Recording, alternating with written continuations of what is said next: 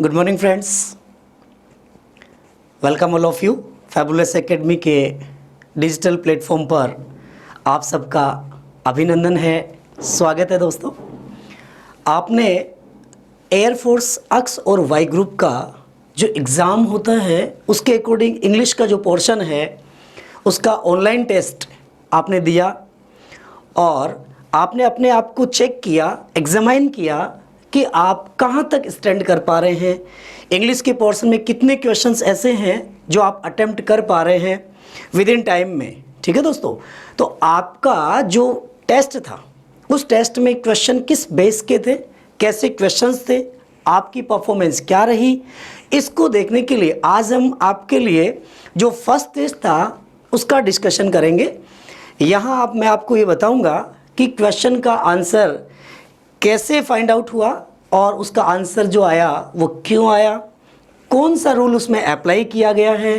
तो फ्रेंड्स, यदि आपने अभी तक फैबुलस एकेडमी का ऐप अपने सेल फ़ोन में डाउनलोड नहीं किया है तो उसको डाउनलोड कर लेवे और उस पर ऑनलाइन जो हमारी टेस्ट प्रक्रिया चल रही है वो प्रत्येक टेस्ट आप देवें और अपने आप को चेक करें कि आप इंडिया में जो आपके कॉम्पिटिटर्स हैं, जो आपके साथी जिनसे आपकी प्रतियोगिता है, कंपटीशन है, उसमें आप कहाँ स्टैंड कर पा रहे हैं। तो चलिए दोस्तों, टाइम ज़्यादा नहीं लेते हुए हम चलते हैं। हमारा जो पेपर फर्स्ट था उसका सलूशन देखते हैं। देखिएगा, क्वेश्चन फर्स्ट की ओर बढ़ते हैं दोस्तों। फ्रेंड्स, आप देखिएगा यहाँ पर क्वेश्चन फर्स्ट क्या दिया हुआ है, choose the most suitable option to make sentence complete. ठीक है दोस्तों, क्वेश्चन है windows are made of glass. Friends, यहाँ आपको एक चीज़ नोट करना होगा कि जो कंडीशन दे रखी है वो कंडीशन क्या है कि ग्लास जो वर्ड है दोस्तों, टॉपिक क्या आपका, आर्टिकल के टॉपिक से क्वेश्चन लिया गया दोस्तों। और आप जानते हैं आर्टिकल डेफिनेट और इनडेफिनेट आर्टिकल होते हैं। तो ग्लास क्या है दोस्तों, ग्लास एक मटेरियल नाउन है, मटेरियल नाउन। और आप जानते हैं दोस्तों मटेरियल नाउन के साथ आर्टिकल आता है क्या, नहीं आता माय डियर। तो ये आर्टिकल नहीं लेता है, आर्टिकल नहीं आता है, नो आर्टिकल। मटेरियल नाउन के साथ कोई आर्टिकल यूज नहीं होता है। यदि नाउन का रिपीटेशन होता है, यदि नाउन का रिपीटेशन होता है, ऐसी सिचुएशन में आर्टिकल का प्रयोग किया जाता है। तो यहाँ देखिएगा मटेरियल नाउन, जैसे ग्लास एक मटेरियल नाउन है, या मैं कहूँ सिल्वर मटेरियल नाउन है, गोल्ड, आयरन ये मटेरियल नाउन है। इसके अलावा यदि मैं कहूँ वाटर, या यहाँ पर हम बात करें मटेरियल नाउन में जैसे आपके खाद्यान्न की जो चीज़ें होती है दोस्तों, वीट है, राइस है, तो ये सभी जो नाउन अपन काम में ले रहे हैं ये हमारी मटेरियल नाउन है, पदार्थवाचक संज्ञा हिंदी भाषा में कहा जाता है। इनके साथ में आर्टिकल का यूज़ नहीं किया जाता। तो दोस्तों पहले क्वेश्चन का जो आपका आंसर होगा वो क्या होगा, ग्लास के पहले आर्टिकल नहीं आएगा, तो आंसर हो गया आपका D option, none of these. Clear दोस्तों, आगे बढ़ते हैं नेक्स्ट क्वेश्चन की ओर। नेक्स्ट क्वेश्चन आपका है, he was blanks African by birth not European. यहाँ इस चीज़ को समझिएगा दोस्तों क्या है, ये भी आर्टिकल का ही क्वेश्चन है और आर्टिकल का रूल आपको अप्लाई करना है। ध्यान रखिएगा दोस्तों, आर्टिकल के रूल में क्या करना है, यहाँ वर्ड को देखना है। सबसे पहले वर्ड क्या है, अफ्रीकन, और दूसरा वर्ड आपके पास देखिए क्या है, यूरोपियन। यहाँ आप ध्यान से समझिएगा, अफ्रीकन जो शब्द है ये क्या है दोस्तों, अफ्रीका कंट्री का नाम है अफ्रीका, और किसी भी कंट्री का जो नाम है वो प्रॉपर नाउन है।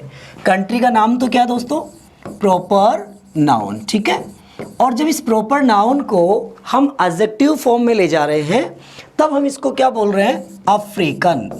प्रॉपर एडजेक्टिव बोल देंगे अफ्रीकन, तो ये क्या हो जाएगा दोस्तों हमारा प्रॉपर एडजेक्टिव।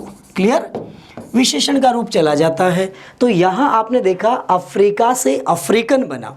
अब आप देखेंगे कंट्रीज़ के नाम के साथ आर्टिकल नहीं आता है, नेम ऑफ कंट्री, कंट्री के नाम के पहले आर्टिकल का प्रयोग नहीं होता। जैसे बात करें इंडिया, तो इंडिया के पहले आर्टिकल का यूज़ नहीं होता। मैं कहूँ अमेरिका, आर्टिकल का यूज़ नहीं होगा दोस्तों। तो फ्रेंड्स आपने देखा कंट्री के नाम के पहले आर्टिकल नहीं आ रहा है, बट जब इसको हम पर्सन के रूप में ले जा रहे हैं, इसकी एडजेक्टिव बता रहे हैं, जैसे इंडिया से इंडियन बन गया दोस्तों, इंडिया से इंडियन बना, अमेरिका से अमेरिकन बन गया। क्लियर? तो ये एक एडजेक्टिव फॉर्म भी हो जाती है दोस्तों। और जब हम एडजेक्टिव फॉर्म की बात करेंगे तो यहाँ आर्टिकल ले लेता है एन इंडियन, और अमेरिकन के लिए हो जाएगा एन अमेरिकन। क्लियर? तो देखिएगा यहाँ पर आपका आर्टिकल क्या हो जाएगा दोस्तों, अफ्रीका। तो अफ्रीकन प्रोनाउंसिएशन किससे हो रहा है सीधे, यहाँ आप समझेंगे दोस्तों, हमारे हिंदी भाषा में जो स्वर होते हैं और इंग्लिश के स्वर, तो ध्यान रखिए दोस्तों, इंग्लिश में स्वर क्या है, ए ई आई ओ यू, ये हमारे क्या हैं, वोविल हैं, और हिंदी भाषा में इनको कहते हैं स्वर। ठीक है दोस्तों। और आपके पास जो वर्ड आया है, जैसे पहला वर्ड अफ्रीकन, देखिएगा क्या है, अफ्रीकन, और दूसरा वर्ड है आपका यूरोपियन। क्लियर दोस्तों? यूरोपियन में और अफ्रीकन में देखिए दोनों ही वर्ड का जो शुरुआत है, दोनों शब्द शुरू किससे हो रहे हैं, ये ए से हो रहा है और ये आपका ई से हो रहा है। इट मीन्स मैं कहूँ कि दोनों की शुरुआत तो वोविल से हो रही है, स्वर से हो रही है ना। बट आर्टिकल का जब अपन यूज़ कर रहे हैं तो यहाँ देखिएगा दोस्तों, अफ्रीकन में तो हमने कहा कि एन आएगा, लेकिन यूरोपियन में एन आएगा क्या, नहीं आएगा दोस्तों। क्यों नहीं आएगा? क्योंकि इसका जो प्रोनाउंसिएशन है, उच्चारण जो है, वो यूरोपियन हो रहा है। ठीक है दोस्तों, यूरोपियन।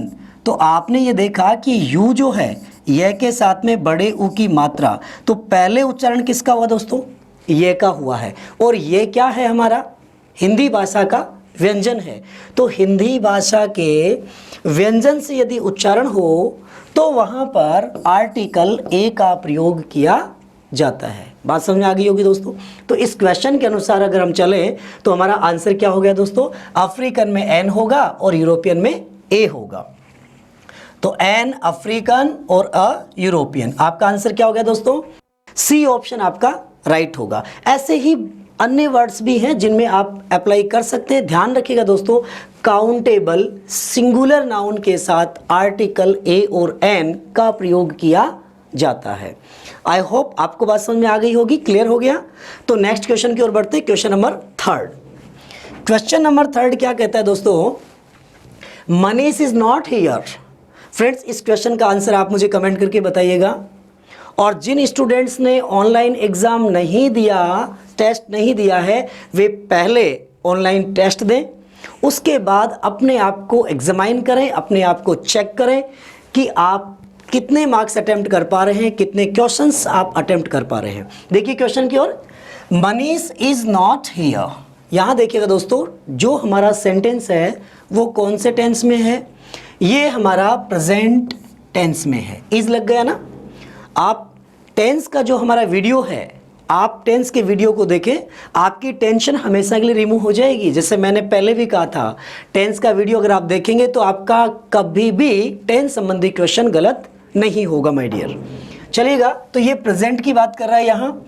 इट मीन्स आगे वाला जो सेंटेंस होगा जो इंटरोगेटिव में है दोस्तों। देखिए इंटरोगेटिव सेंटेंस में होता क्या है, यदि WH वर्ड से क्वेश्चन शुरू हो रहा हो तो उसके बाद में क्या होगा, हेल्पिंग वर्ब होगी, और फिर आपका सब्जेक्ट होगा, और फिर वर्ब होगी। Clear friends? तो यहाँ देखिएगा सेंटेंस में पहले हेल्पिंग वर्ब का रूप आएगा और फिर आपके वर्ब का रूप। ऑप्शन की ओर चलते हैं, प्रेजेंट सेंटेंस है तो क्वेश्चन भी प्रेजेंट में होगा। Clear friends? तो यहाँ देखिए प्रेजेंट को आइडेंटिफाई करने वाला वर्ड्स कौन से हैं। हैज़ प्रेजेंट को आइडेंटिफाई करता है, हैड पास्ट को करता है, तो ये तो आपका आंसर हो ही नहीं सकता फ्रेंड्स। थर्ड की ओर चलें तो विल गो फ्यूचर में होता है, और विल क्या है, मॉडल है दोस्तों। ध्यान रखिएगा, डिटरमिनर के लिए विल का प्रयोग किया जाता है। जब हम किसी चीज़ का दृढ़ निश्चय कर लेते हैं ना दोस्तों, वहाँ विल का प्रयोग होता है। हैव गॉन ये भी प्रेजेंट है। अब आपने देखा कि सब्जेक्ट के अनुसार हेल्पिंग वर्ब आती है। यदि सब्जेक्ट सिंगुलर है तो हेल्पिंग वर्ब भी सिंगुलर आएगी, यदि सब्जेक्ट प्लूरल है तो हेल्पिंग वर्ब भी प्लूरल होगी। इसके अकॉर्डिंग देखा जाए तो ही सिंगुलर है। तो देखिए आंसर क्या होगा फ्रेंड्स, रिप्लाई करिएगा, कमेंट करके बताइएगा। यहाँ आपका आंसर होगा हैज़ गॉन। ध्यान रखिएगा दोस्तों, बी की फॉर्म मैंने बताया था आपको, बी की 8 फॉर्म होती हैं दोस्तों, बी की 8 फॉर्म होती हैं और हैव की 3 फॉर्म होती है। ठीक है, हैव की फॉर्म क्या है? हैज़, हैव और हैड। हैज़, हैव और हैड, ये हैव की फॉर्म है और बी की फॉर्म होती है इज, आर, एम, वॉज, वर। ठीक है, इसके अलावा जो हमारे बी, बीइंग और बीन, ये बी की फॉर्म है दोस्तों। अगर मैं बी की फॉर्म की बात करूं तो is, are, am, was, were, was, were, be, being और बीन, ये बी की 8 फॉर्म है दोस्तों। इसलिए ध्यान रखिएगा, क्वेश्चन में जब मैन वर्ब नहीं हो तो बी की फॉर्म दी हुई है। जैसे आपके पहले सेंटेंस में बी की फॉर्म है, सेकंड सेंटेंस में हमें वर्ब दे रखी है। ठीक है, मैन वर्ब के रूप में आपके पास आ गया गो और यहाँ हो गया हैज। हैज के साथ थर्ड फॉर्म होती है, ध्यान रखिएगा दोस्तों, हैज, हैव, हैड। हैव की जो फॉर्म है ये हमेशा अपने साथ वी थर्ड लेती है, ध्यान रखिएगा दोस्तों। तो आपका आंसर क्लियर हो गया। नेक्स्ट क्वेश्चन की ओर बढ़ते हैं। नेक्स्ट क्वेश्चन है हमारा, देखिएगा, द डे इज़ फाइन। बहुत इजी सेंटेंस है दोस्तों, लेकिन आपने देखा होगा इस सेंटेंस में बहुत से स्टूडेंट कंफ्यूज भी हुए हैं। जब आपने ऑनलाइन टेस्ट दिया तो यहाँ मैंने देखा बहुत से स्टूडेंट्स का कि उनका जो रिजल्ट आ रहा था इस क्वेश्चन के ऊपर, वो कुछ सेंटेंस में पॉजिटिव कुछ में नेगेटिव ऐसा चल रहा था। आप देखिएगा इसको, इसका आंसर क्या होगा? The day is fine, is आ रहा है बी की फॉर्म में प्रेजेंट में, तो ध्यान रखिएगा आगे वाला सेंटेंस भी प्रेजेंट में होगा, बट कंटिन्यूअस हो सकता है, परफेक्ट भी हो सकता है, और यदि कोई टाइम एडवर्ब दे रखी है तो परफेक्ट कंटिन्यूअस भी हो सकता है। चलते हैं इसमें।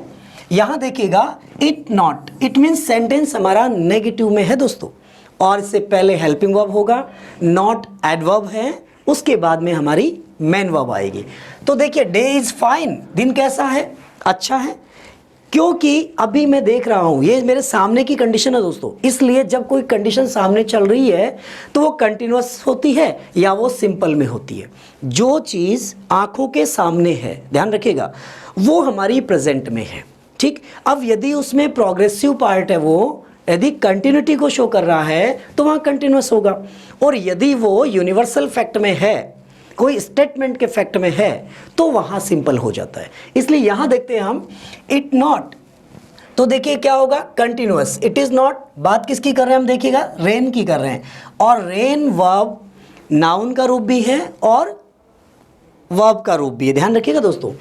रेन जो है, रेन मीन्स होता है वर्षा, और वर्षा जो शब्द है ये तो हो गया नाउन का रूप, इसको हमने क्या किया? वर्ब बना दिया, तो सेंटेंस क्या हो जाएगा? The day is fine, it singular की बात हो रही है, इसलिए is raining, is not raining. The sun singular है, द सन इज शाइनिंग। देखिएगा दोस्तों क्या होगा? It is raining, the sun is shining. यहाँ पर आपका जो क्वेश्चन राइट होगा वो ए ऑप्शन आपका राइट होगा। Clear friends? अब आप देखेंगे डज नॉट क्यों नहीं हुआ, क्योंकि डज नॉट क्या है? प्रेजेंट, जो सिंपल प्रेजेंट टेंस होता है हमारा, उसका नेगेटिव पार्ट होता है, जिसमें जनरली हमारी हैबिचुअल एक्शंस है, यूनिवर्सल फैक्ट्स हैं, ऐसी चीज़ों को मेंशन किया जाता है। नेक्स्ट में परफेक्ट की बात कर रहे हैं, तो एक परफेक्ट में और एक कंटिन्यूअस में, दोनों या तो कंटिन्यूअस में होंगे या दोनों परफेक्ट में होंगे। Clear friends? इसलिए आपका ये भी आंसर नहीं हुआ। विल रेन इज शाइनिंग, यहाँ भी डब फ्यूचर और प्रेजेंट की बात है, तो ये भी आपका आंसर नहीं हुआ। यहाँ सिंपल और कंटिन्यूअस है, तो ये भी आपका आंसर नहीं होगा। दोनों ही सेंटेंस क्या होना चाहिए? सेम, एक ही टेंस में होना चाहिए। ध्यान रखिएगा दोस्तों, आपने रूल आप अप्लाई करेंगे, एंड यदि किसी वाक्य में कंजक्शन है, यदि किसी वाक्य का कंजक्शन एंड है, तो वहाँ एंड से पहले जिस टेंस की वर्ब होती है उसी टेंस की वर्ब बाद में होगी। ध्यान रखिएगा दोस्तों, यदि पहले सिंपल प्रेजेंट है तो बाद में भी सिंपल प्रेजेंट होगा, यदि पहले कंटिन्यूअस है तो बाद में भी कंटिन्यूअस होगा। क्लियर? नेक्स्ट क्वेश्चन की ओर बढ़ते हैं। क्वेश्चन नंबर 5, बहुत अच्छा क्वेश्चन है। देखिए दोस्तों, पैसिव वॉइस का है। ध्यान रखिए दोस्तों, जिन्होंने अभी तक फैबुलस एकेडमी का ऐप डाउनलोड नहीं किया है वे ऐप को डाउनलोड कर लें, आपको उसके ऊपर वीडियो, पीडीएफ और टेस्ट तीनों चीज़ अवेलेबल होंगी। इसलिए आप ऑनलाइन टेस्ट यदि आपने पहले नहीं दिया है तो अब दोबारा दे दें। आप अब देंगे तो भी आप उसमें उसके बाद इस वीडियो को जब देखेंगे तो आपको पता चल जाएगा कि आप कहाँ स्टैंड कर पा रहे हैं। Clear friends? देखिएगा क्वेश्चन को, पैसिव वॉइस, और आपको पता है दोस्तों पैसिव में क्या होता है। पैसिव का आंसर कैसे निकालेंगे? देखिएगा, सबसे पहले पैसिव को फाइंड आउट करने का रूल क्या है। पैसिव में हमेशा वर्ब की थर्ड फॉर्म आती है माय डियर, ध्यान रखिएगा। पैसिव में हमेशा वर्ब की थर्ड फॉर्म आती है। और ट्रांजिटिव जो वर्ब होती है दोस्तों, ट्रांजिटिव वर्ब से पैसिव बनता है, इन ट्रांजिटिव से पैसिव नहीं बनता। मैं ये कहूँ कि ट्रांजिटिव का अर्थ हो गया सहकर्मक, ध्यान रखिएगा दोस्तों। सहकर्मक से अभिप्राय है कर्म सहित यदि वाक्य में कर्म दिया हो। और इन ट्रांजिटिव की बात करें तो इन ट्रांजिटिव अकर्मक क्रियाएं, इनसे पैसिव नहीं बनता है। क्लियर? अब देखिएगा कैसे फाइंड आउट करना है। यदि फर्स्ट फॉर्म दी हुई हो तो क्या करना है, पैसिव वॉइस वाले वाक्य में क्या ढूंढेंगे, फर्स्ट के साथ एस दिया हो या फर्स्ट हो। तो ऑप्शन में देखना है is, are, am plus verb की थर्ड फॉर्म। यदि सेकंड फॉर्म दी हुई हो तो देखेंगे आप वॉज, वर के साथ थर्ड फॉर्म। और यदि फर्स्ट फॉर्म में आईएनजी दे रखा हो तो ऑप्शन में ढूंढना है बीइंग प्लस थर्ड फॉर्म, ध्यान रखिएगा दोस्तों। और यदि आपको पहले से वी थर्ड दे रखा हो तो ऑप्शन में ढूंढना है being plus third form. Clear friends? तो आपके पास देखिएगा, यदि फर्स्ट फॉर्म दी है तो ऑप्शन में इजारम देखिएगा, सेकंड हो तो वॉज वर, फर्स्ट फॉर्म में आईएनजी लगा हो तो बीइंग प्लस थर्ड, और थर्ड दे रखी हो तो बीइंग प्लस थर्ड। तो डायरेक्टली आप सेंटेंस पे चलिएगा। इंटरोगेटिव सेंटेंस से, are you not revising your lessons, ध्यान रखिएगा दोस्तों। यहाँ पर वर्ब का रूप क्या है, रिवाइजिंग। और जब रिवाइजिंग में आईएनजी लगा है तो ऑप्शन में देखेंगे क्या, being plus third, being plus third form. देखिए ऑप्शन में कहाँ बीइंग प्लस थर्ड है, जिसमें नहीं है वो कैंसिल करिएगा। फ्रेंड्स एग्जाम में ध्यान रखिएगा, डायरेक्टली आपको राइट चूज नहीं करना है, पहले आपको चूज करना है कि रॉन्ग क्या है। अगर आपको ये पता लग गया कि ये तो गलत है, ये तो आंसर हो ही नहीं सकता, तो शेष जो बचेगा वो आपका राइट ऑप्शन हो जाएगा। देखते हैं बीइंग प्लस थर्ड फॉर्म कहाँ है। देखिएगा पहले सेंटेंस में है क्या, नहीं है, तो पहला सेंटेंस कैंसिल हुआ। सेकंड पे चलिएगा, बीइंग रिवाइज्ड दे रखा है। थर्ड पे चलिएगा, रिवाइज्ड इसमें नहीं है, कैंसिल। फोर्थ में चलिएगा, बीइंग रिवाइजिंग, देखिए दोस्तों यहाँ आईएनजी है, ये भी कैंसिल। तो आपका आंसर आ गया बी ऑप्शन। बहुत जल्दी विद इन 30 सेकेंड्स में आप यदि अपना आंसर फाइंड आउट करें तो पैसिव का ये रूल अप्लाई कर लीजिएगा। आईएनजी फॉर्म में देखिए कंटिन्यूअस है और इंटरोगेटिव है, ये इसका ऑब्जेक्ट है दोस्तों। पैसिव हमेशा ऑब्जेक्ट से शुरू होता है। तो यूअर लेसन्स प्लूरल है, इसलिए are your lessons negative adverb है, तो not being revised by you. Clear? Next question की ओर बढ़ते हैं। तो अगला जो क्वेश्चन है हमारा, देखिएगा नेक्स्ट क्वेश्चन डायरेक्ट इनडायरेक्ट के फॉर्म से है। जब भी डायरेक्ट से इनडायरेक्ट क्वेश्चन सोल्व करेंगे फ्रेंड्स, तो क्या करना होगा आपको, सबसे पहले आप क्वेश्चन में ये देखें कि सेंटेंस किस टाइप का है। सेंटेंस एसरेटिव टाइप है, इंटरोगेटिव है, इंपेरेटिव है, या ऑप्टेटिव है, या एक्सक्लेमेटरी है, किस टाइप का क्वेश्चन है ये आपको देखना होगा। यहाँ जो सेंटेंस दिया हुआ है क्वेश्चन आपको, ये एसरेटिव पार्ट है। देखिए दोस्तों, और जब एसरेटिव पार्ट होता है तो सबसे पहले कंजक्शन देखिएगा और टाइम एडवर्ब। डायरेक्ट से इनडायरेक्ट सोल्व करने के लिए सबसे पहले आपको क्या देखना होगा, कंजक्शन की बात करेंगे। पहले सबसे पहले कंजक्शन देखेंगे, उसके बाद में एडवर्ब देखेंगे, टाइम एडवर्ब प्लस एडवर्ब। जैसे आपको दिया हुआ गया नाउ, नाउ चेंज होता है देन में। टाइम एडवर्ब है टुमारो, टुमारो चेंज होता है दी नेक्स्ट डे में या द फॉलोइंग डे में। Clear friends? तो चलते हैं हम सबसे पहले शैल बी टुमारो। तो देखिए टाइम एडवर्ब दिया हुआ है, तो ऑप्शन में देखेंगे जिसमें द फॉलोइंग डे नहीं है, दी नेक्स्ट डे नहीं है, वो कैंसिल। तो चलिए पहले में क्या है, टुमारो, कैंसिल। सेकंड में चलिएगा द फॉलोइंग डे, हो सकता है द फॉलोइंग डे, और डी ऑप्शन। तो ये तो दो तो आपके आंसर हो ही नहीं सकते। अब चलते हैं हम ऑप्शन बी और सी पर। तो कंजक्शन देखिएगा, दोनों में कंजक्शन क्या है, दैट कंजक्शन है। इसके बाद सब्जेक्ट की बात करेंगे तो देखिएगा आई फर्स्ट पर्सन है और फर्स्ट पर्सन सब्जेक्ट के अनुसार चेंज होता है। सब्जेक्ट जॉन है और जॉन के लिए आएगा ही, तो दोनों में ही दे रखा है।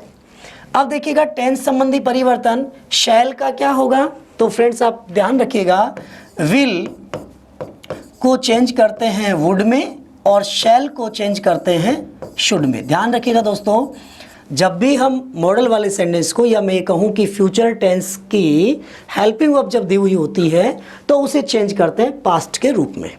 विल का पास्ट होता है वुड और शैल का पास्ट होता है शुड। अब आपको ध्यान रखना है कि आई और वी के साथ में शैल का प्रयोग होता है और अन्य कोई भी ही, सी, इट या किसी का नाम हो तो विल का प्रयोग किया जाता है।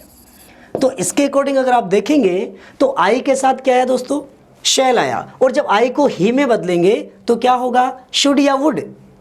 जब ध्यान रखिएगा दोस्तों, जब कोई एडवाइस दी जा रही हो, जब किसी कार्य के होने का या चाहिए का अर्थ प्रकट हो रहा हो, तब तो क्या होगा, शुड ही होगा। ध्यान रखना दोस्तों, यहाँ आई शैल है, लेकिन यहाँ आई शैल बी 21st टुमारो, 21 का हो जाएगा। चाहिए का सेंस नहीं है ना, जब चाहिए का सेंस नहीं है तो ध्यान रखिएगा इसका आंसर होगा he would be 21 the following day. ये आपका आंसर होगा, शुड नहीं होगा माय डियर। बहुत से स्टूडेंट्स कंफ्यूज होते हैं कि सर आई शैल, तो फिर शैल का शुड हो गया तो ही शुड हो जाना चाहिए। नहीं माय डियर, जब क्वेश्चन में चाहिए का सेंस आ रहा हो, एडवाइस का सेंस आ रहा हो, तब ही आपको शुड लेना है। अदरवाइज ही, सी, इट, दे के साथ में आपको वुड लगाना है। क्लियर। नेक्स्ट क्वेश्चन की ओर बढ़े। अगला क्वेश्चन देखिए, क्वेश्चन नंबर 7। क्वेश्चन नंबर 7 क्या कह रहा है, देखिए दोस्तों, the word magnificent is similar in meaning to. Magnificent कैसे याद रखेंगे दोस्तों, मैग्निफिसेंट का मीनिंग क्या होता है। सबसे पहले आपको वोकेब ध्यान रखिएगा दोस्तों, इंग्लिश लैंग्वेज या कोई भी लैंग्वेज हो, लैंग्वेज को सीखने के लिए सबसे जरूरी होता है उसका शब्दकोश, ठीक है, उसकी वोकेब। वोकेब यदि आपकी अच्छी है तो आपको किसी भी लैंग्वेज में कोई भी प्रॉब्लम नहीं होगी। Clear friends. तो देखिएगा, सबसे पहले हम बात करते हैं मैग्निफिसेंट वर्ड की, कि मैग्निफिसेंट का जो मीनिंग है वो क्या होता है। मैग्निफिसेंट का अर्थ होता है शानदार, शानदार होना, भव्य होना, बहुत ही सुंदर होना। ठीक है दोस्तों, जब हम इसकी बात करते हैं तो आपके पास इसके सिनोनिम की बात आती है। सिनोनिम क्या होंगे, देखिए शानदार को हम और क्या कह सकते हैं दोस्तों, स्प्लेंडिड। देखिएगा, स्प्लेंडिड भी कह सकते हैं। यहाँ अगर मैं बात करूँ तो हम इसको नोबल भी कह सकते हैं पर्सन के सेंस में। हम प्राउड वर्ड भी काम में लेते हैं दोस्तों, ठीक है। मजेस्टिक वर्ड भी काम में लेते हैं, मैजेस्टिक वर्ड भी काम में लेते हैं, और ग्रैंड वर्ड भी काम में लेते हैं, मैजेस्टिक और ग्रैंड।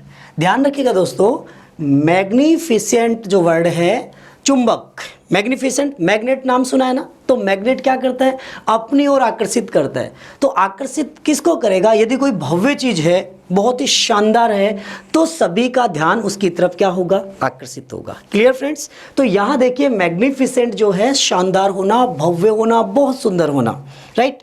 तो यहाँ इसका अगर हम सिनोनिम की बात करें तो जरूरी नहीं है आपको मैग्निफिसेंट के सिनोनिम में जो ऑप्शन में है वही मिले। कंपटीशन में कोई भी मिल सकता है, जैसे स्प्लेंडिड आ गया, नोबल, प्राउड, मैजेस्टिक, ग्रैंड, ठीक है, इनमें से कोई भी वर्ड हो सकता है। अब मैं बात करूं इसके एंटोनिम की, तो इसका एंटोनिम क्या होगा फ्रेंड्स, एंटोनिम होगा इसका, जैसे पुअर है, चीप, फीबल, ठीक है, ये इसका क्या हो सकता है दोस्तों, एंटोनिम। तो एंटोनिम भी हो सकता है, और सिनोनिम की बात करें तो सिनोनिम भी। तो ये इसके सिनोनिम हो गए और ये इसके एंटोनिम हो गए। क्लियर। चलिए अब हम देखते हैं इधर ऑप्शन में। तो पहला देखिएगा वेरी लार्ज, और वेरी लार्ज मीन्स क्या होता है दोस्तों, बड़ा। और किस में बड़ा होना, साइज में बड़ा होना। ध्यान रखिए दोस्तों, लार्ज साइज में बड़ा होना, जबकि मैजेस्टिक है शानदार, भव्य, सुंदर। इसके बाद में ग्रैंड, दोस्तों आपने वर्ड सुना हो, ग्रैंड सक्सेस, इट मीन्स जैसे बहुत बार आप टीवी में देखते होंगे या कभी किसी प्रोग्राम में आपने देखा होगा जब बोला था ग्रैंड सक्सेस, ग्रैंड सेरेमनी, ठीक है। तो भव्य जो होता है ग्रैंड सक्सेस, ध्यान रखिएगा दोस्तों, ये वर्ड बहुत इंपॉर्टेंट वर्ड है, ह्यूज। तो ये जो ह्यूज वर्ड है इसका अर्थ होता है बड़ा होना, आकार में बड़ा होना, शेप में बड़ा होना, ठीक है। ह्यूज मीन्स भी क्या होता है, बड़ा, विशाल। ध्यान रखिएगा दोस्तों, जहां मैं कहूं कि थिकनेस की बात हो रही हो, जिसकी मोटाई की बात हो रही हो, जैसे इसका मैं कह सकता हूं थिक। Clear friends. इसी प्रकार रॉयल, और रॉयल क्या होता है, रॉयल मीन्स होता है राजशाही। और राजशाही क्या होता है दोस्तों, आपने देखा होगा जैसे अपन कहते हैं रॉयल लाइफ जीना, राजशाही जीवन। अब मैं कहूँ मैग्निफिसेंट लाइफ, तो लाइफ मैग्निफिसेंट नहीं होती है दोस्तों। लाइफ कैसी है, लग्जरियस हो सकती है और रॉयल हो सकती है। तो यहाँ रॉयल जो शब्द है ये राजशाही व्यक्ति के संदर्भ में, किसके संदर्भ में, व्यक्ति की शान शौकत के संदर्भ में आता है। और जो ग्रैंड है ये किसी कार्य के संदर्भ में, वस्तु के संदर्भ में प्रयोग किया जाता है। क्लियर फ्रेंड्स, आगे बढ़े। तो नेक्स्ट क्वेश्चन जो अपना आता है क्वेश्चन नंबर 8। क्वेश्चन नंबर 8 क्या कह रहा है देखिएगा, द एंटोनिम ऑफ ब्राइट। सबसे पहले दोस्तों आपको ये ध्यान रखना है कि एंटोनिम क्या होता है। एंटोनिम का मतलब हो गया विपरीत अर्थ, विपरीत अर्थ, जिसका दूसरा अगर मैं कहूँ इसका सिनोनिम बात करें तो हम कहेंगे अपोजिट। क्या बोलेंगे, अपोजिट वर्ड। तो देखिए दोस्तों ब्राइट का अपोजिट क्या होता है और ब्राइट मीन्स क्या होता है। सबसे पहले देखिएगा, ब्राइट शब्द का सामान्य अर्थ है चमकीला। ब्राइट मीन्स क्या होता है दोस्तों, चमकीला। और इसका जो प्रयोग अपन करेंगे कि अगर इसके सिनोनिम की बात करें तो इसके सिनोनिम क्या होंगे और एंटोनिम क्या होगा। चमकीला का उल्टा क्या होगा, देखिए दोस्तों आप ध्यान रखिएगा, लेक्सिको.com,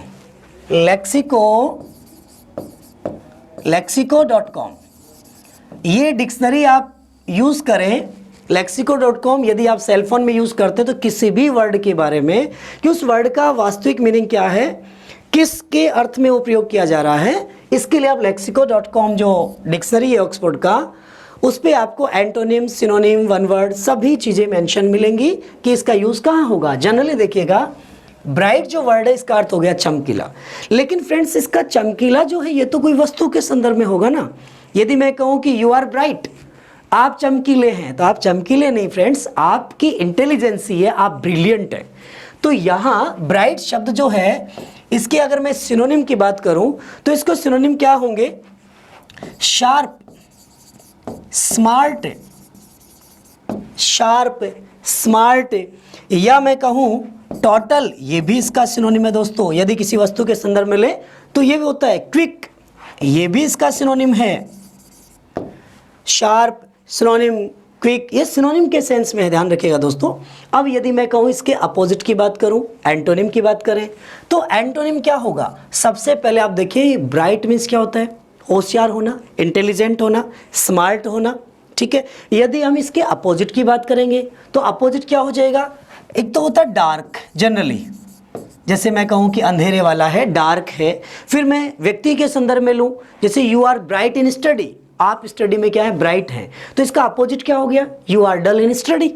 तो यहाँ डार्क का अपोजिट क्या हो जाएगा, ब्राइट का अपोजिट हो गया डल, और ब्राइट का अपोजिट है डार्क। तो ऑप्शन पे चलिएगा, ब्राइट, कलरफुल। कलरफुल का अर्थ होता है फ्रेंड्स रंग बिरंगा होना, कलरफुल रंग बिरंगा होना, और ट्रांसपेरेंट पारदर्शी होना, ठीक है। और स्प्लेंडिड, देखिए दोस्तों यहाँ फिर से आ गया है स्प्लेंडिड। स्प्लेंडिड क्या है, ब्राइट का सिनोनिम है, ब्राइट का सिनोनिम है, मैग्निफिसेंट का सिनोनिम है। अब बात करते हैं डार्क की, तो आपका आंसर क्या हुआ दोस्तों, डार्क। क्लियर।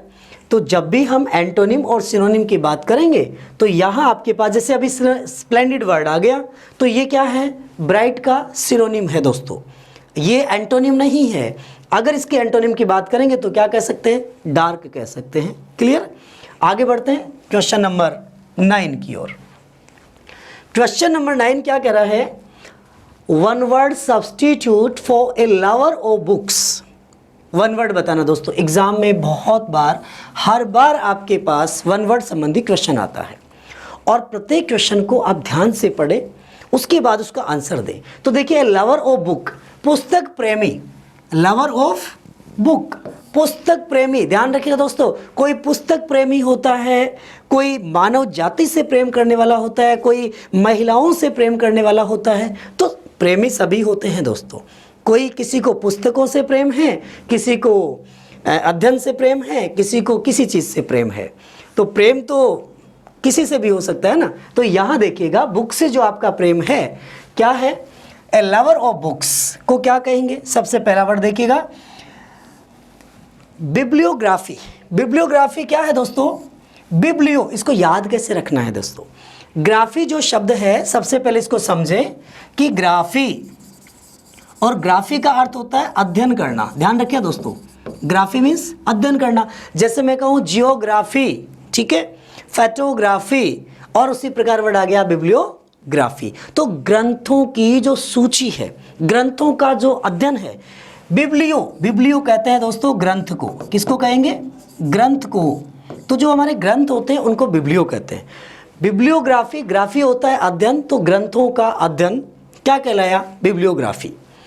अब आप ध्यान रखिएगा, याद रखने के लिए कैसे करें, तो बाइबिल याद रखिएगा। बाइबिल लोगों की क्या है, पसंदीदा है। ईसाई धर्म के जो लोग होते हैं वो बाइबिल पढ़ते हैं, तो बाइबिल क्या, वो पुस्तक प्रेमी हो गए, बाइबिल के प्रेमी हो गए। ध्यान रखिएगा, तो बाइबिल में क्या है, किसी मंत्र का उच्चारण नहीं कर रहे हैं, वो बाइबिल पढ़ रहे हैं। ध्यान रखिएगा, बुक पढ़ रहे हैं, तो बुक को पढ़ना, बुक से प्रेम हो गया उनका, इसलिए बिब्लियोग्राफी, ग्रंथ।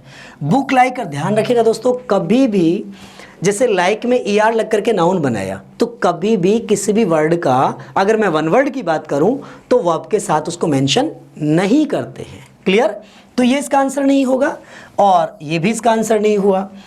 बिब्लियोफाइल, देखिएगा, बिब्लियोफाइल, बिब्लियोफाइल क्या है, पुस्तक प्रेमी, बाइबिल को फाइल, ठीक है। देखिएगा, पुस्तक प्रेमी, पुस्तक प्रेमी को क्या कहेंगे दोस्तों, बिब्लियोफाइल। और पायरोनोमिक, ठीक है, ये वर्ड इसमें मेंशन नहीं होता है। पायरोमैनिक, ये वर्ड शामिल नहीं किया जाएगा, क्योंकि बुक से संबंधित अगर अपन बात करेंगे तो बाइबिल वर्ड। ध्यान रखिएगा दोस्तों, याद रखने का बहुत आसान तरीका बता रहा हूँ कि जब भी अपन पुस्तक संबंधी कोई बात करें, अध्ययन संबंधी बात करें, तो देखिएगा बिब्लियो वर्ड याद रखिएगा, बिब्लियो। तो बिब्लियो क्या है, ग्रंथ या पुस्तक संबंधी बात कर रहे हैं। अब यदि मैं कहूं कि मैनकाइंड से प्यार करने वाला क्या कहलाएगा, मानव जाति से, मैनकाइंड से, तो ध्यान रखिएगा फिलैंथ्रोपिस्ट। क्या कहते हैं, फिलैंथ्रोपिस्ट। फिलैंथ्रोपिस्ट क्या है दोस्तों, फिलैंथ्रोपिस्ट जो व्यक्ति महिलाओं से प्रेम करता है या पुरुषों से प्रेम करता है, दोनों से, मैनकाइंड, मानव जाति से, तो मानव जाति से जो प्रेम करते हैं उनको फिलैंथ्रोपिस्ट कहते हैं। अब यदि मैं ये कहूँ कि जो महिलाओं से है, महिला, ओनली महिलाओं की बात कर रहा हूँ दोस्तों, तो उसको क्या कहेंगे, वुमन काइंड की बात कर रहा हूँ, वुमन काइंड। कमेंट करके बताइएगा दोस्तों, महिलाओं से जो प्रेम करते हैं उनको क्या कहेंगे, महिलाओं से जो प्रेम करते हैं उनको हम क्या कहेंगे, फिलोगिनिस्ट, फिलोगिनिस्ट। फिलोगिनिस्ट क्या कहलाएगा, महिलाओं से प्रेम करना, अर्थात महिला प्रेमी क्या है, फिलोगिनिस्ट है, और फिलैंथ्रोपिस्ट कौन है, मैनकाइंड से प्रेम करने वाले। तो अगर क्वेश्चन आ जाता है lover of Mankind philanthropist, lover of woman kind, तो आप कहेंगे फिलोगिनिस्ट। क्लियर, नेक्स्ट क्वेश्चन की ओर बढ़ते हैं। तो अगला जो आपका क्वेश्चन है, नेक्स्ट क्वेश्चन देखिएगा, she spent useful hour in the botany garden. यहां क्वेश्चन में क्या है दोस्तों, फिर से आर्टिकल का क्वेश्चन है, और आर्टिकल का क्वेश्चन आपने अभी जस्ट देखा था कि जब कभी भी हम किसी शब्द का प्रोनाउंसिएशन, उच्चारण, जब हम हिंदी भाषा के स्वरों से करते हैं, हिंदी भाषा के स्वरों से करते हैं तो एन लगता है, और व्यंजन से करते हैं तो ए लगता है। देखिएगा दोस्तों, यहाँ यूजफुल वर्ड है, यूजफुल का जो प्रोनाउंसिएशन क्या हुआ, यूजफुल। इसी प्रकार आपके पास दूसरा, जैसे मान लीजिए वर्ड आ गया यूटेंसिल, वर्ड आ गया आपके पास में अगली, वर्ड आ गया यूनेनिमस, यूनेनिमस। तो यहाँ देखिए सभी जो वर्ड मैं लिख रहा हूँ इनका जो बिगनिंग लेटर है वो क्या है, यू है। तो फ्रेंड्स यहाँ इसका जो प्रोनाउंसिएशन देखिएगा आप, इसमें प्रोनाउंसिएशन क्या है, यूटेंसिल, यू, इट मीन्स यहाँ क्या हुआ, ए का यूज हुआ। दूसरा जो वर्ड है अगली, तो यहाँ पर अपन कह रहे हैं एन अगली मैन, राइट, एडजेक्टिव है अगली। तो एन अ, और दूसरे में अपन कह रहे हैं यूनेनिमस। अक्सर फ्रेंड्स यहाँ गलती होती है, इस वर्ड में बहुत से स्टूडेंट गलती करते हैं, क्योंकि जो यूएन है ये यूएन इसमें यहाँ परफिक्स नहीं है। परफिक्स सफिक्स आप जानते होंगे, परफिक्स किसे कहते हैं, सफिक्स किसे कहते हैं। शब्द के पहले जो लगता है ना दोस्तों वो परफिक्स कहलाता है, जिसको हम कहते हैं उपसर्ग, और शब्द के अंत में जो लगता है वो है सफिक्स, जिसको हिंदी भाषा में कहा जाता है प्रत्यय। तो उपसर्ग और प्रत्यय में से जैसे हम बोलते हैं अनहैप्पी, ठीक है, तो अनहैप्पी में अन क्या है हमारा, परफिक्स है, लेकिन यहाँ अनएनिमस नहीं है दोस्तों, ये क्या है, यूनेनिमस, और इसके साथ में ए का प्रयोग किया जाता है। ऐसी गलती और भी होती है, जैसे मैं कहूँ HEIR, हियर, और दूसरा वर्ड मैंने लिखा ईयर। जनरली स्टूडेंट्स इसको बोलते हैं ईयर, तो ये ईयर नहीं है माय डियर, ये क्या है, ये और ये हेयर। तो यहाँ पर एयर, एच को क्या करना है, साइलेंट रखेंगे, तो क्या हो जाएगा, हेयर बोले या एयर बोले, तो यहाँ पर इसको ए हेयर, और यहाँ ईयर की अगर अपन बात करें तो यहाँ क्या होगा, एन ईयर। इसी प्रकार अगर मैं कहूँ ऑनर, तो ऑनर में क्या है, एन ऑनरेबल, यहाँ ऑनरेबल या ऑनरेबल पर्सन, ठीक है दोस्तों। तो ऑनरेबल का प्रोनाउंसिएशन अगर मैं कहूँ तो एच साइलेंट है यहाँ पर, ठीक है, इसलिए एन का प्रयोग किया गया। आवर, आवर में क्या, एच साइलेंट है, एन आवर। तो ध्यान रखिएगा यहाँ मॉडर्न इंग्लिश, देखो इस वर्ड में ध्यान रखिए दोस्तों, मॉडर्न इंग्लिश ग्रामर और ट्रेडिशनल इंग्लिश ग्रामर में थोड़ा सा डिफरेंस आएगा। जैसे होटल और होटल, तो ए होटल भी होता है, एन होटल भी होता है। उसी प्रकार हेयर की बात करें तो अगर ए और एन की बात करें तो एन हेयर होगा या ए हेयर होगा, तो एन हेयर भी होता है, लेकिन मॉडर्न इंग्लिश ग्रामर में क्या हो जाएगा, ए हेयर हो जाएगा। क्लियर। नेक्स्ट क्वेश्चन की ओर बढ़े। अगला क्वेश्चन देखिएगा friends, which of the following spelling is preferred in American English. Friends हमारी कौन सी इंग्लिश है, हम जो इंग्लिश पढ़ते हैं इंडिया में वो कौन सी इंग्लिश है, हमारी इंग्लिश है ब्रिटिश इंग्लिश, ठीक है फ्रेंड्स।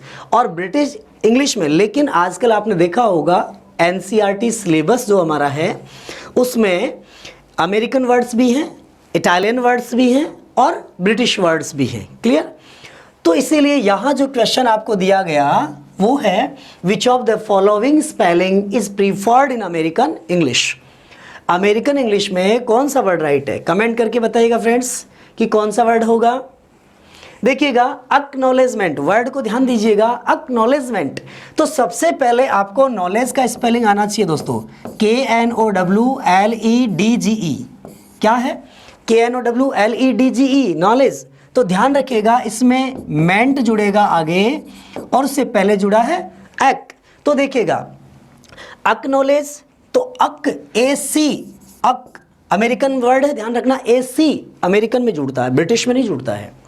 तो एक्नॉलेजमेंट में AC प्लस नॉलेज। अब ये वर्ड देख लीजिएगा आपको कहाँ मिल रहा है, अक KNOWLEDGE नहीं है, कैंसिल, KNOWLEDGE MENT एक्नॉलेजमेंट। यहाँ देखिएगा अक KNOWLEDG कैंसिल, KNOWLEDGE।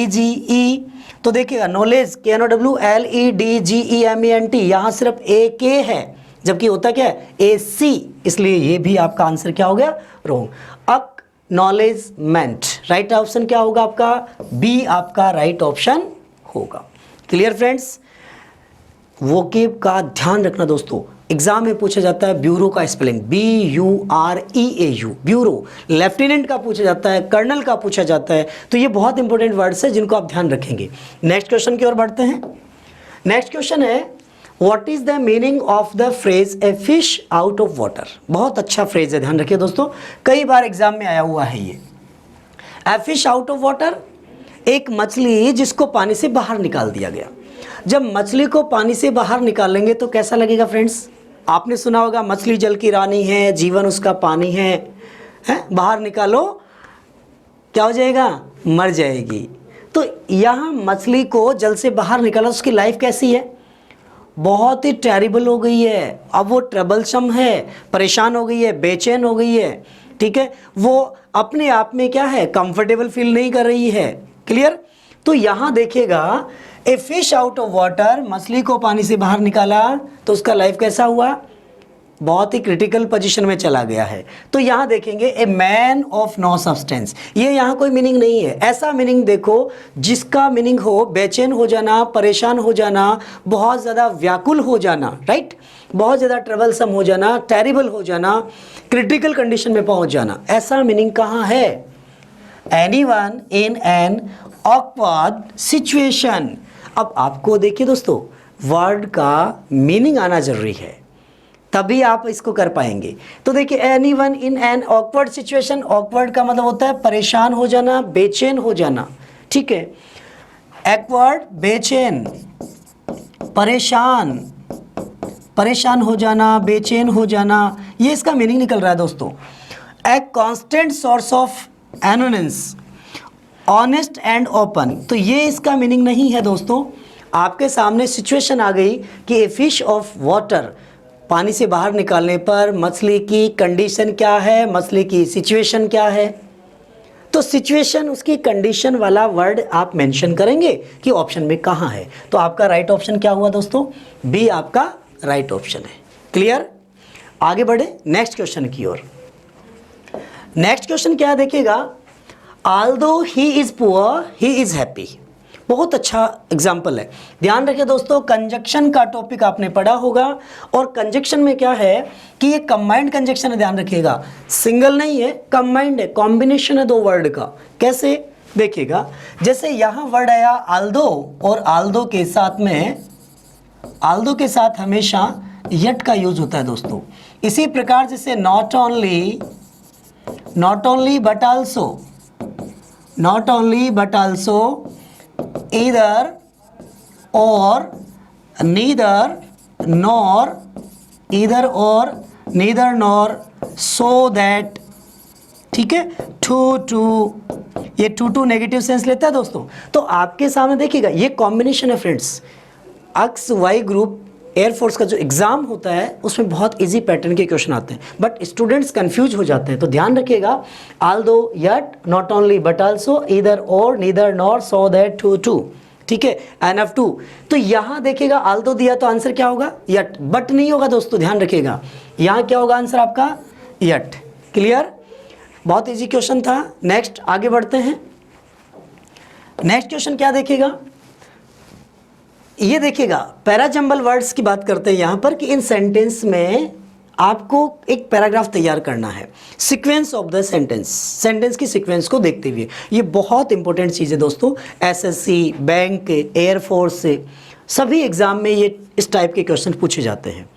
और आपको ध्यान होगा रूरल परिवेश के कारण, ग्रामीण परिवेश के कारण स्टूडेंट्स का जो ट्रांसलेशन है वो थोड़ा वीक होता है, क्योंकि उनकी वोकेब थोड़ी कमज़ोर होती है।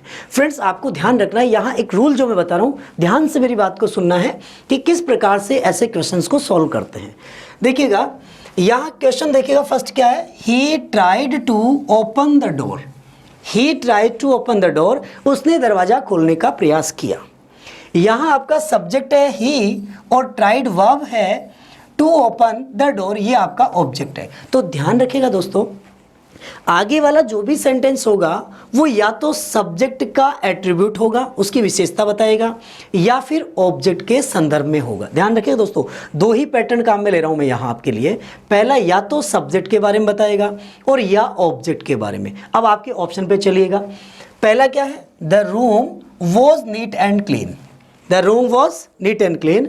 दूसरे पे देखिएगा देन टाइम एडवर्ब है तो इसके पहले टाइम एडवर्ब होना चाहिए। ध्यान रखिए दोस्तों, टाइम एडवर्ब देन जो कंजक्शन का काम करेगा एडवर्ब के रूप में यूज करेंगे या से कंजक्शन के रूप में। तो यहाँ इससे पहले जो सेंटेंस आएगा वो सेंटेंस कैसा होगा दोस्तों, वो टाइम को डिनोट करने वाला होना चाहिए।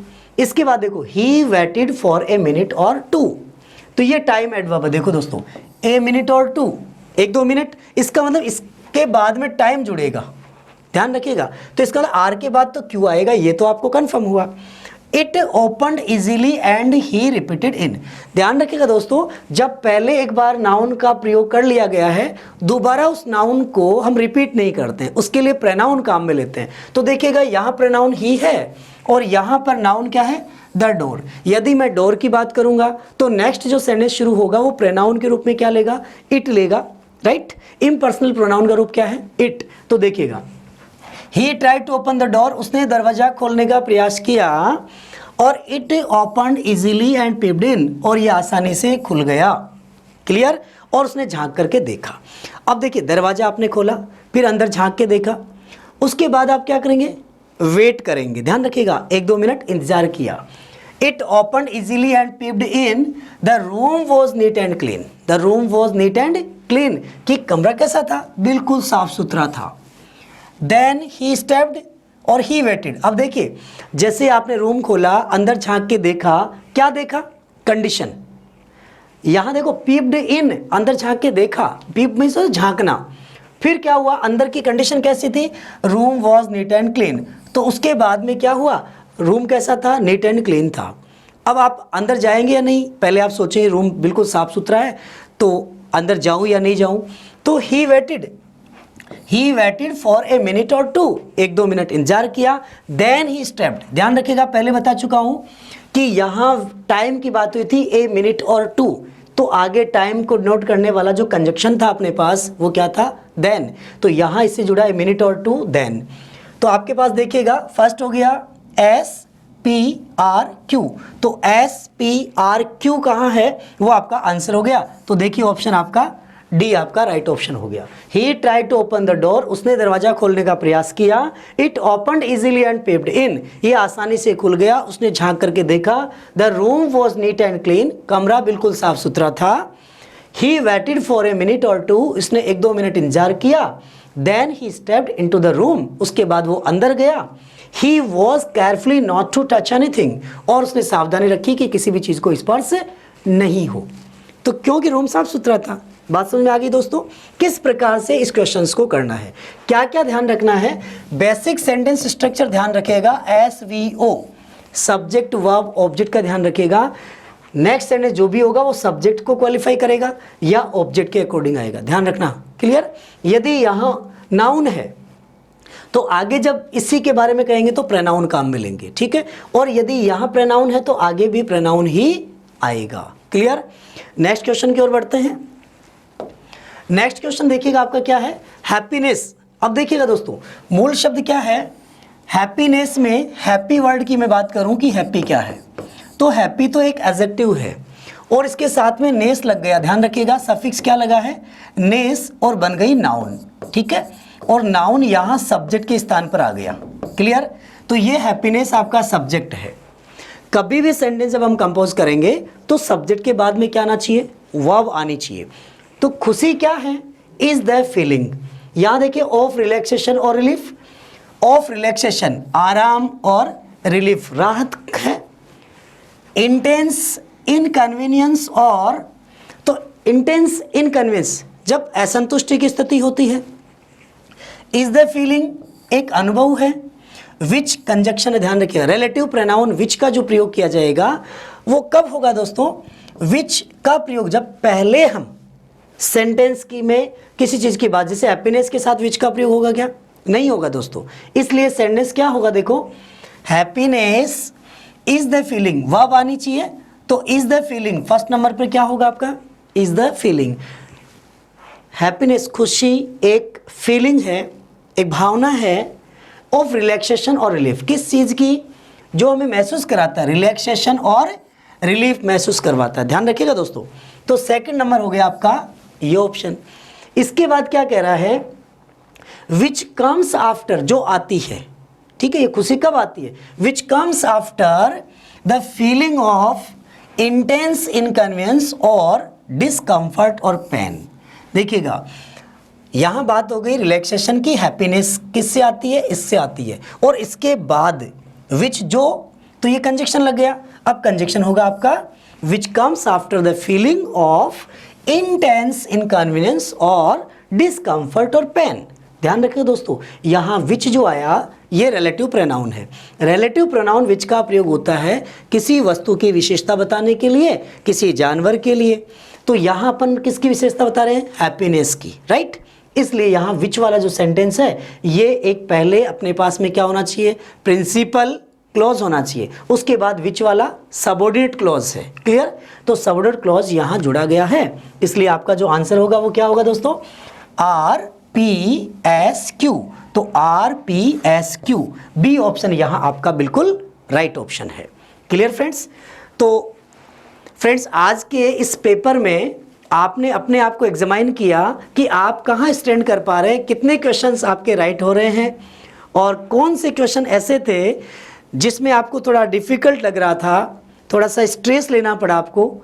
लेकिन ध्यान रखिएगा दोस्तों, आप ऑनलाइन टेस्ट देते रहिएगा, हम प्रत्येक पेपर के बाद उसका सलूशन करवाएंगे, जिससे आपको ये पता चल सके कि आपका ये क्वेश्चन सही है या गलत है, या इसका आंसर क्या होगा। ये आंसर आया तो डाउटफुल जो है, आपके जितने भी डाउट्स हैं आप कमेंट करके मुझे बताएं, और प्रत्येक क्वेश्चन का आपका आंसर आपको यहाँ सॉल्यूशन में करवाया जाएगा। तो जिन स्टूडेंट्स ने, ध्यान रखिए दोस्तों, फिर से मैं आपसे कह रहा हूँ कि जिन विद्यार्थियों ने, जिन फ्रेंड्स ने अभी तक अपने सेलफोन में फैबुलस एकेडमी का ऐप डाउनलोड नहीं किया है, वे फैबुलस एकेडमी का ऐप डाउनलोड कर लेवें, जिससे कि आपको वीडियो, PDF और टेस्ट सीरीज अवेलेबल हो जाए। और जिन्होंने टेस्ट नहीं दिया वो पहले ये टेस्ट दें, उसके बाद वीडियो को देख करके और अपने आंसर मैच करें।